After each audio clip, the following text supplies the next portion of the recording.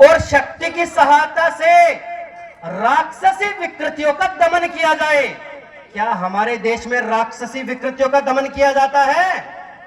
इंद्रलोक की एक घटना की वीडियो आप सबके मोबाइल पर पहुंच चुकी। मस्जिद बनने के बाद भी, रोड को घेरने के बाद भी, उसके बाद भी बहुसंख्यक समाज को मानसिक रूप से प्रताड़ित करने के लिए रोड घेर कर बैठे हैं। और मनोज तोमर नामक सब इंस्पेक्टर ने जब अपने अधिकारियों का प्रयोग किया तो जनबल ने उस सारे के सारी विकृतियों ने उसका सस्पेंशन करा दिया। क्या हमारे देश में विकृतियों का दमन हो रहा है? नहीं। वेद कहता है जब तक आपको आपका देश नहीं मिलेगा, जब तक आप ओज और शक्ति से राक्षसी प्रवृत्तियों का दमन नहीं कर देते। यदि आप उनको कॉम्प्रोमाइज कर रहे हैं, यदि आप उनको आंख बंद करके, इग्नोर करके मौन समर्थन दे रहे हैं, तो उनका साम्राज्य बढ़ेगा, उनका साम्राज्य आपके एरिया में बढ़ेगा, उनकी संख्या बढ़ेगी, उनका जिहाद बढ़ेगा।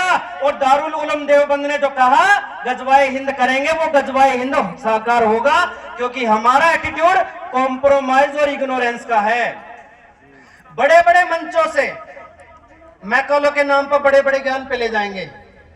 मैकॉले वो 1834 में आया, 5 साल रहा, और 5 साल यहां रहने के बाद में अपने देश चला गया। लेकिन हम आज भी उस मैकॉले से चिपके हुए हैं कि मैकॉले की नीतियों के कारण हमारे देश में शिक्षा का पतन हो गया। 70-80 साल से हम 15 अगस्त को पतंग उड़ा रहे हैं, 15 अगस्त को तिरंगा यात्राएं कर रहे हैं। 70-80 साल से मैकॉले की कौन सी शिक्षा नीति काम कर रही है?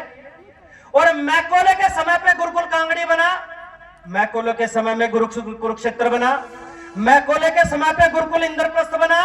मैकॉले वाली ब्रिटिश नीतियों के काल में ही अनेक प्रकार के खानपुर और मटिंडू गुरुकुल बने। ये 70-80 साल से कौन सी विकृति आई जिसने उन गुरुकुलों का अस्तित्व समाप्त कर दिया और नए गुरुकुलों को आगे बढ़ने के लिए इतना संघर्ष करना पड़ता है, एडी चोटी पे काम करना पड़ता है। जब भी उनका अस्तित्व बच जाए बड़ी बात है। साथियों, चिंतन करना पड़ेगा। ऐसी विकृतियां थी जिन्होंने तक्षशिला को नष्ट किया, जिन्होंने विक्रमशिला को नष्ट किया, रत्नागिरी को नष्ट किया, बड़ी बड़ी महान यूनिवर्सिटीज नष्ट की। लेकिन आज भी ऐसी विकृतियां काम करती है जो गुरुकुलों की उन्नति की ओर ध्यान नहीं देती है, गुरुकुलों के संवर्धन की ओर ध्यान नहीं देती है। और वो विकृति हम सब के घरों में है, उसे वामपंथी विकृति कहते हैं। जो गुरुकुलों को क्रिटिसाइज करना, गुरुकुलों को आधारहीन करना, इस प्रकार की चीजें करते हैं।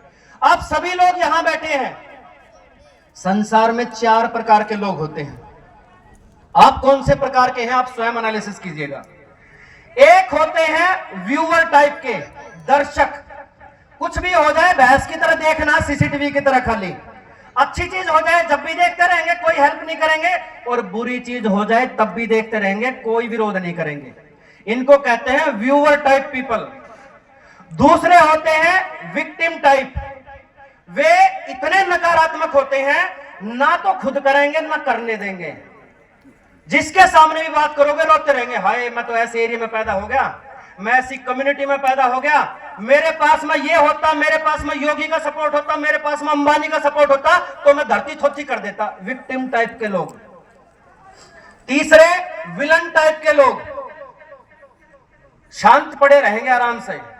जैसे ही कोई अच्छा काम करने जाएगा तुरंत विलन के फॉर्म भर देंगे, तुरंत आ जाएंगे। आपको संगठन करोगे तुरंत आ जाएंगे विरोध करने, ये राजनीति की तैयारी कर रहा है जरूर। आप कुछ भी अच्छा काम करने चलोगे तुरंत आ जाएंगे, पुलिस को कंप्लेंट कर देंगे, वो फलाना फलाना गांव में जाकर काम कर रहा है, इसको संभालो नहीं तो भाईचारा बिगाड़ देगा। ये होते हैं विलन टाइप के। और चौथे होते हैं विक्टर टाइप के। वो क्या करेंगे?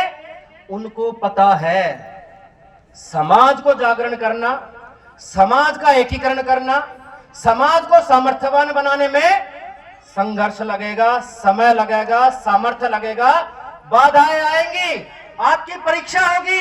लेकिन वे विक्टर टाइप के लोग रुकते नहीं हैं, थकते नहीं हैं। वो श्री राम जी विक्टर टाइप के हैं, वो श्री कृष्ण जी विक्टर टाइप के हैं, वो हमारे महान क्रांतिकारी जिन्होंने उस समय इतनी विशाल उनकी सेना होने के बावजूद भी लड़ते रहे, मरते रहे, खपते रहे, लेकिन रुके नहीं, पैदा होते रहे, लड़ते रहे। और आज भी विक्टर टाइप के लोग समाज में काम करते हैं। आप व्यूअर हैं, तब भी उसका मार्ग निष्कंटक नहीं है।